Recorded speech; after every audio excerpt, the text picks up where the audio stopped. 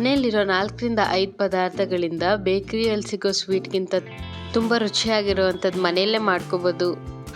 ಹೆಂಗೆ ಮಾಡೋದು ಅಂತ ನೋಡ್ಕೊಂಬರೋಣ ಬನ್ನಿ.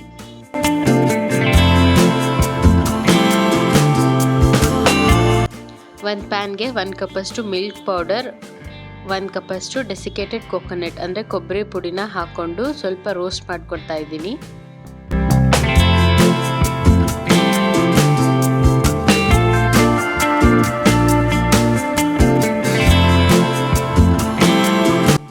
ಎರಡು ಚೆನ್ನಾಗಿ ಕಲಿಸ್ಕೊಂಡು ಸ್ವಲ್ಪ ಬಿಸಿಯಾಗಿದ್ದ ತಕ್ಷಣ 1 ಕಪ್ಪಷ್ಟು ಹಾಲು ಹಾಕ್ಕೊತಾ ಇದ್ದೀನಿ. ಈ ಹಾಲನ್ನ ಸ್ವಲ್ಪನೇ ಹಾಕ್ಕೊಳ್ಳೋಣ. ಇವಾಗ ಸ್ವಲ್ಪ ಹಾಕ್ಕೊಂಡು ಕಲಿಸ್ಕೊತಾ ಇದ್ದೀನಿ. ಮಿಕ್ಕಿದ್ದು ಎತ್ತಿಟ್ಕೊಂಡಿದ್ದೀನಿ.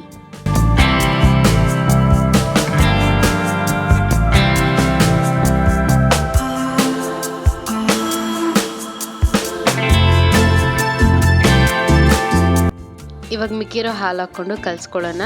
ಒಂದೇ ಸರಿ ಹಾಕ್ಬಿಟ್ರೆ ಅದು ಗಂಟು ಹಾಕ್ಬಿಡುತ್ತೆ ಮಿಲ್ಕ್ ಪೌಡರ್ ಎಲ್ಲನೂ.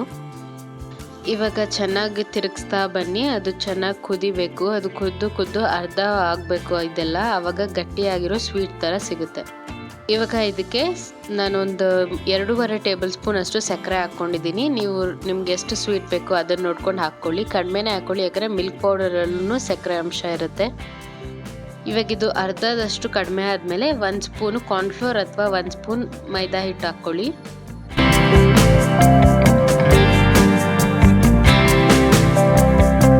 ಮೈದಾ ಹಿಟ್ಟು ಅಥವಾ ಕಾರ್ನ್ಫ್ಲೋರ್ ಹಾಕ್ಕೊಂಡಿರ್ತೀವಲ್ವ, ಅದೆಲ್ಲ ಒಂಚೂರು ಗಂಟೆ ಇಲ್ಲದೆ ಇರೋ ಹಂಗೆ ಮಿಕ್ಸ್ ಆಗಬೇಕು. ಇದು ಹಾಕಿದ್ಮೇಲೆ ಒಂದು ಸ್ವಲ್ಪ ಜಾಸ್ತಿನೇ ಗಟ್ಟಿ ಆಗ್ತಾ ಬರುತ್ತೆ ನೋಡಿ. ಇವಾಗ ಮೈದಾ ಅಥವಾ ಕಾರ್ನ್ಫ್ಲೋರ್ ಹಾಕಿದ್ದು 1 ನಿಮಿಷಕ್ಕೆಲ್ಲ ಗಟ್ಟಿ ಆಗಿರುತ್ತೆ. ಅದನ್ನು ಸ್ಟವ್ ಆಫ್ ಮಾಡ್ಕೊಂಡು ಇಟ್ಕೊಂಡು ಒಂದು ತಟ್ಟೆಗೆ ತುಪ್ಪ ಸವರ್ಕೊತಾ ಇದ್ದೀನಿ.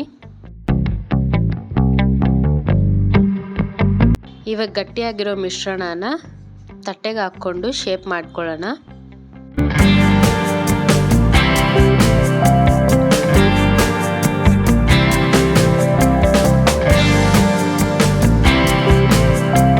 ನೀವು ಯಾವ ಶೇಪ್ ಬೇಕಿದ್ರೂ ಮಾಡ್ಕೋಬೋದು. ಇದನ್ನ ಹಾಗೆ ಒಂದು ರೌಂಡಾಗಿ ಲಡ್ಡು ಥರ ಆದರೂ ಮಾಡ್ಕೋಬೋದು. ಇಲ್ಲಾಂದರೆ ತಟ್ಟೆಗೆ ಹಾಕ್ಕೊಂಡು ಶೇಪಲ್ಲಿ ಕಟ್ ಮಾಡ್ಕೊಳ್ಬೋದು.